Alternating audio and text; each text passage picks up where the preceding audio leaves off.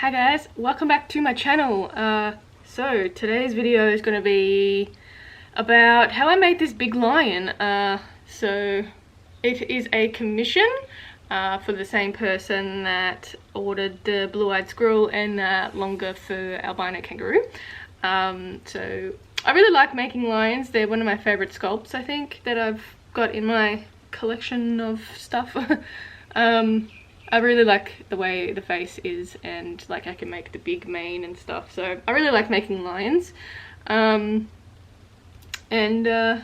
so customer wanted a gold sort of aspect to it, so I did the gold eyes, and they wanted like this tinsely gold stuff in the mane.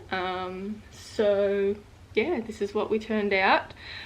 So if you want to know how I added this gold stuff to the mane, I have a video on my Patreon if you're interested in finding out how I added it.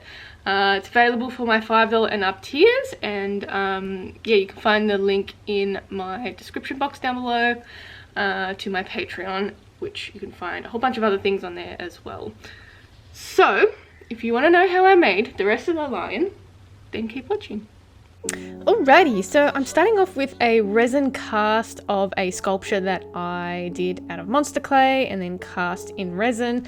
I also cast some glass eyes into this head, so if you want to know how I made them have the glass eyes inside of it, I have a tutorial in my shop at creaturesinnet.com. It comes as a video tutorial that you get in a zip file, and go through the process of how I cast glass eyes inside of a resin head, so head over there if you're interested in that.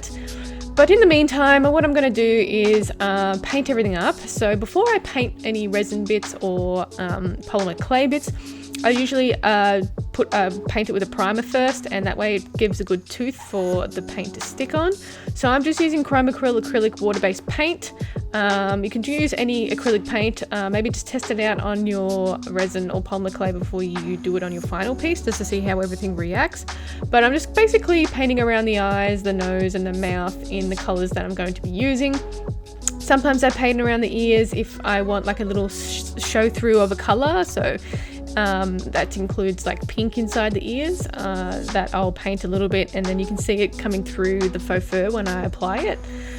So for this particular line, I'm going to be doing a little pink nose for this one, so I'm being a little bit careful with the way I'm painting it because I want there to be a black outline on the nose. The face is going to be black with white, like a white muzzle. So yeah, just being careful where I paint that pink. That's the worst footage I've ever seen of painting the feet, but you get the idea. I didn't realise I was out of screen, but you get the idea of painting feet. They're also resin cast as well. Moving on to the faux fur, and I am just tracing out a pattern that I created as well onto the back of the faux fur, and then I'm going to be cutting out the patterns with a small pair of sharp scissors. So basically I kind of had a little bit of free reign, just a basic idea of what the customer wanted. So they wanted a golden mane with gold stuff in it and golden eyes and obviously a black body. So I decided to go with these two faux furs that are really similar in length, and combine them together and then add a little bit of gold to it, and also the white tail tip and the white underbelly. So I'm just going ahead and cutting everything out with those scissors that I said before. This is going to be the underbelly. I'm going to sew on some black legs, and then so it's sort of just the underbelly and then the legs are going to be black. So it takes a little bit longer to sew it, but I think it works out well. I'm going to be sewing this one on a sewing machine. I like sewing things on the sewing machine. It's a lot stronger, and it's a lot faster as well than hand sewing. So basically what I'm doing is I did a little bit of trial on a scrap piece of faux fur just to see how this gold turns out when it's been painted on. So I'm using the Liquitex gold paint, and it's just an acrylic paint, and I'm just going over the white area, just the tips of the white area, and just seeing how it it works with the gold paint. And then I'm going to be combing it out just so it doesn't stick together and the paint sort of is more distributed around the faux fur. And that is done before I sew everything up on the sewing machine. So right now I'm going to cut out the rest of the black faux fur that I'm going to be doing, and you can see that I haven't traced any of the main area. That's that white gold faux fur that I'm going to be adding, because I'm going to be adding it when I sew it up. And then making sure that when I sew it, that everything lines up properly. So when I'm pinning things together, I want to make sure the white lines up with the other side of the white. Otherwise you get like a weird Tetris kind of look to it. So yeah, just keep that in mind when you're sewing different bits of faux fur together.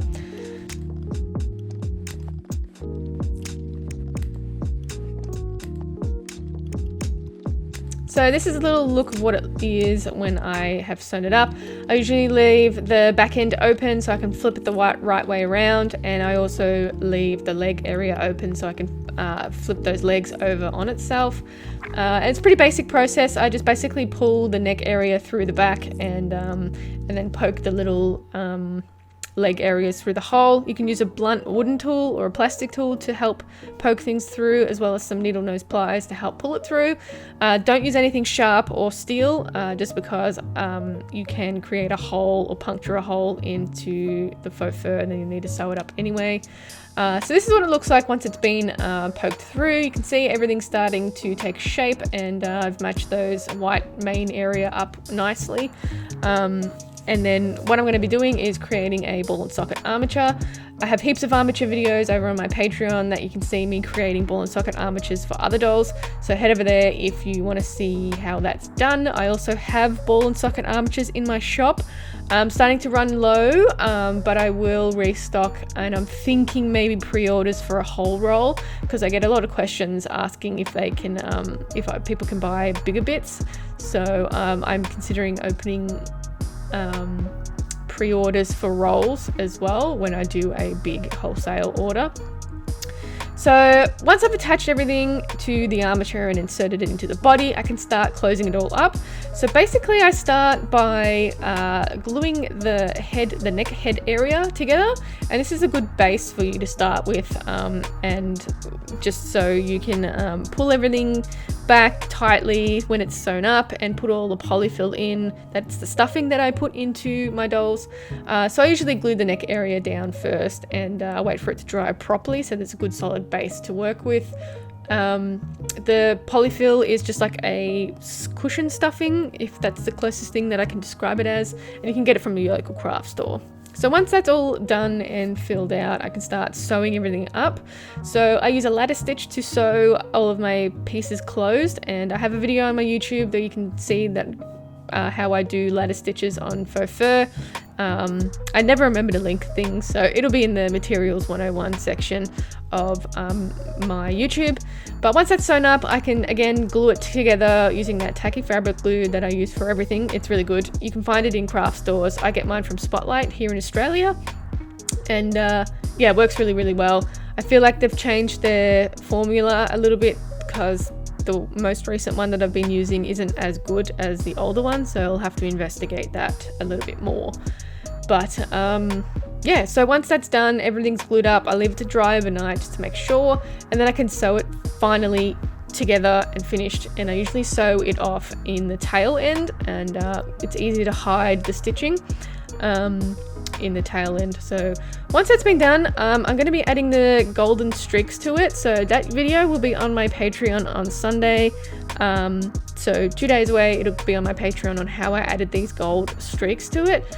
And that's for my $5 and up tiers. And yeah, you can find a whole heap of other things over on my Patreon as well. So once all the faux fur has been applied to the face, I can start cleaning things up a little bit. That's, you know, cleaning things up around the eyes, the mouth area, the nose, adding any little details like whiskers and shading and stuff. So I'm just sort of blending in that black to white bit, just so it's not like a stark straight line. But that's pretty much it for this video. I hope you enjoyed it and it helped you a little bit. Leave a like, thumbs up, whatever, all that. Subscribe, it helps a lot. But thanks to my patrons for supporting me. I really appreciate it. You can also check me out Instagram, Facebook, Creatures of Nat, my shop, creaturesofnat.com, and I'll catch you in the next one. Bye!